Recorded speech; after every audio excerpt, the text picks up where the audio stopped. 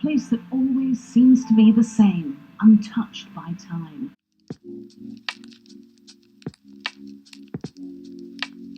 Hey guys, welcome back to my channel. If you're new here, my name is Becky. I'm an occupational psychologist, entrepreneur, and a chef, barista, and mixologist. More importantly, today I'm going to be talking about how I am a third culture kid.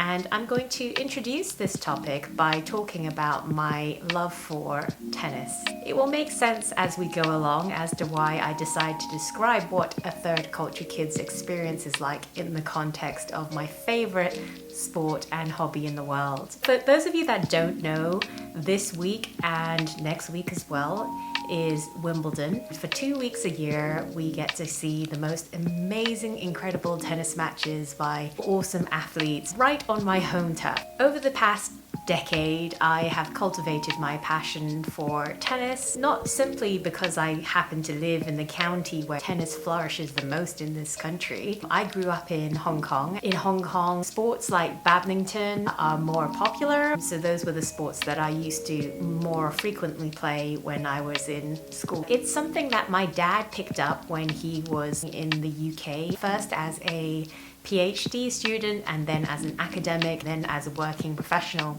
My dad used to take me and my brother to play tennis with him on the weekends in the most humid, hot weather in Hong Kong.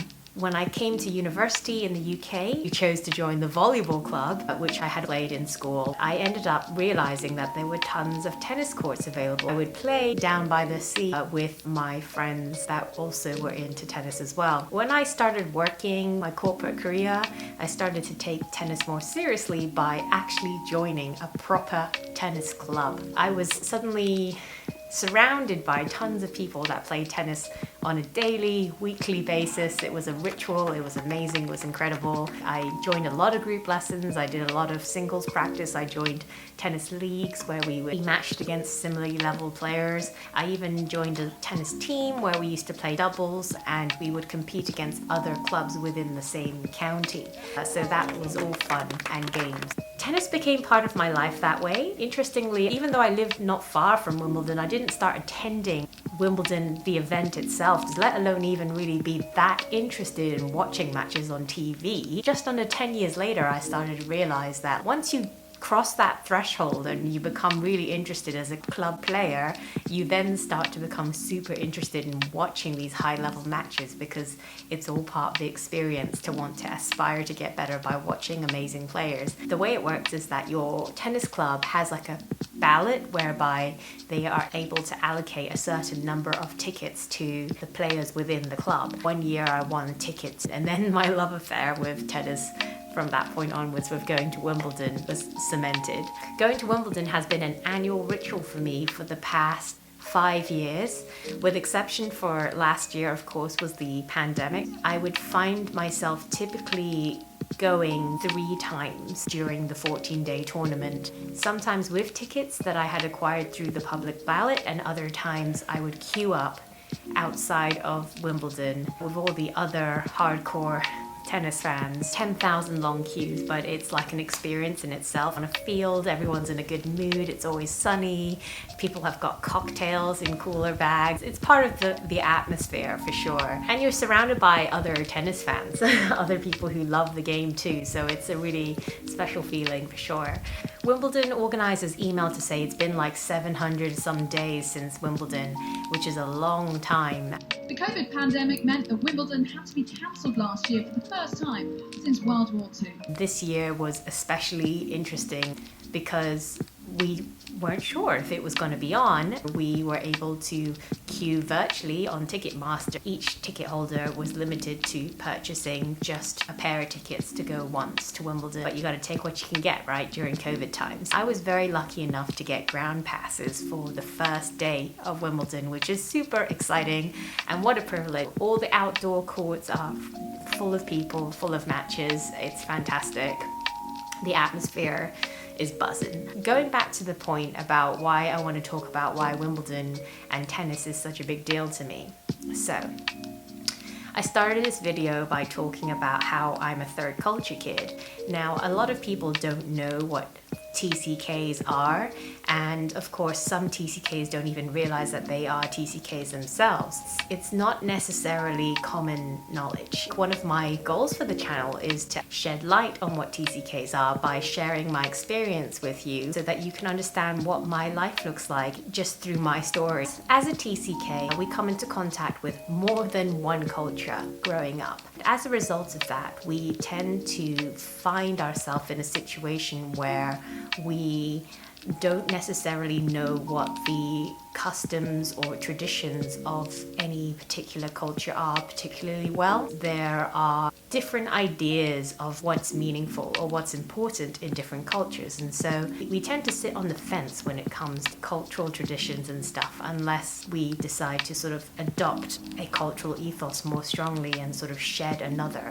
It really just depends on like that specific TCK's experience, what country they find themselves in, kind of the mixture of cultures at home versus outside of home, the school they go to, do they go to a local school, international school. So there's multiple factors involved in defining what each and every third culture kid's experience is like, and there's no single set defined experience for any single TCK. In any case, all TCKs will struggle as they're growing up. They're wanting to make conscious choices about the things that they care about, and they realize that there are options and there are similarities and differences and all that kind of stuff.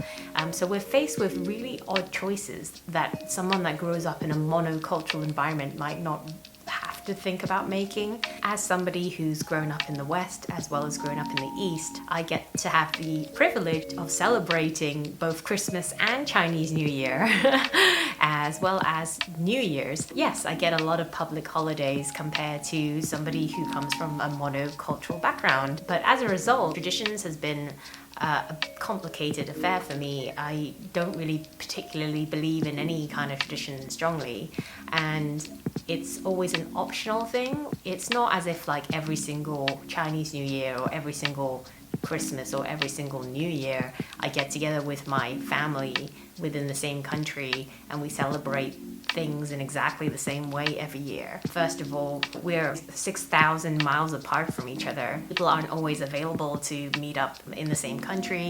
It's not a guaranteed tradition that's going to happen within my family. It could easily be the case that I would be spending Christmas with my boyfriend in the UK, or New Year's with my friends from Hong Kong, or Chinese New Year with my family in Taiwan, but there's never any sort of sense of like real deep-rooted traditions that I can go back to. That special feeling that people get every Christmas and New Year's when they look forward to those same old routines of gift giving and enjoying food together, they simply don't exist within my world as a third culture kid. But one thing that stays the same every single year that I can get excited about without fail is going to Wimbledon. Wimbledon is a British tennis experience, and Britain is steeped in tradition and culture. Of all the different Grand Slam tournaments around the world, the one that upholds tradition the most is Wimbledon. From the attire that they wear, so Wimbledon whites, wearing green and purple, playing on grass, Pims, strawberries and cream. These types of like quintessential British experiences that make Wimbledon what it is. It's a huge tradition. Everyone might not celebrate Wimbledon or be interested in tennis, but the whole world is definitely watching. In almost any country in the world, you can tune in on TV, on your news station, and catch a glimpse of the matches happening. It's a global event. You don't even need to explain what you mean when you say, I'm going to Wimbledon. Why do people know where Wimbledon is? It's just a village in the UK because it's the home of tennis. It feels like Christmas to me because it's a tradition that I can go back to every single year, and I know exactly what to expect. I know exactly how I feel every time I go. There is no other time in the year that I feel as excited. And it's fantastic to be surrounded by tons of other tennis nuts and tennis fans like myself. They can come from wherever in the world. They can come from any country, have any color of skin, and speak any language. But the one language that we do speak, that we understand with each other, is the language of tennis. A lot like music. When you react to a certain point, Doesn't matter what that sound or that reaction is, it's exactly the same feeling. So it's like a multicultural experience, sport. Sport is like music. Anyone can understand it.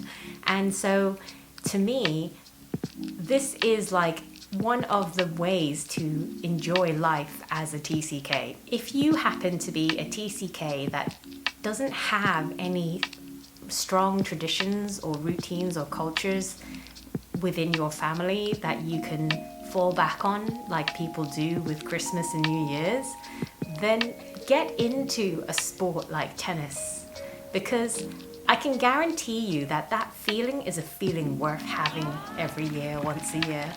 And it's really special for me in a way that is more special than just your average tennis fan. I have a cultural counselor and she asked me to explain, how does this experience impact your sense of stability? I never thought of me attending Wimbledon as a stabilizing influence on my life until I was asked the question. Because I just thought it's an exciting experience that I just get to share with other tennis fans. Why would they describe it as a stabilizing influence for? And it's stabilizing for me because I feel rooted. For 2 weeks in a year, I know exactly what to expect. And it's got all the usual sort of excitement and build-up and sort of anticipation filled with hope and joy. It's got all those feelings that you would have when you get to celebrate an event like Christmas. And so, hell yeah, it means a lot to me. And I never even thought that I would get up in front of this camera to try and explain why I love tennis so much. This feels like a really amateur video where I'm like, my favorite thing is tennis. I love tennis because this, that, the other. But it's so damn deep, and it's freakishly deep. And it makes me so happy and excited. That's what it means to me. I hope that this video was an interesting introduction into explaining what it means to be a third culture kid. Thanks for listening to my story. Whether or not you have multiple cultures and traditions to choose between growing up, or whether you just have one, tell me, how important is tradition to you? Have you ever thought about the impact that the culture that you live in has on the way that you see the world? Have you ever had a moment in your life where you've kind of stepped outside of the culture that you live in and questioned and wondered if those things that are important to that culture are really true for you, or whether or not the things that appear to be opposing but important in another culture resonate more with you? Let me know. Tell me if you've ever had any experiences to do with tradition and culture. I would love to hear what you have to say in the comments. Thank you so much for watching my video. I really appreciate you being a subscriber to this channel. If you're not subscribed, then you just need to hit the subscribe button. Make sure you hit the notification bell as well, and then you'll receive an automated message whenever I upload a video. Until next time, over and out.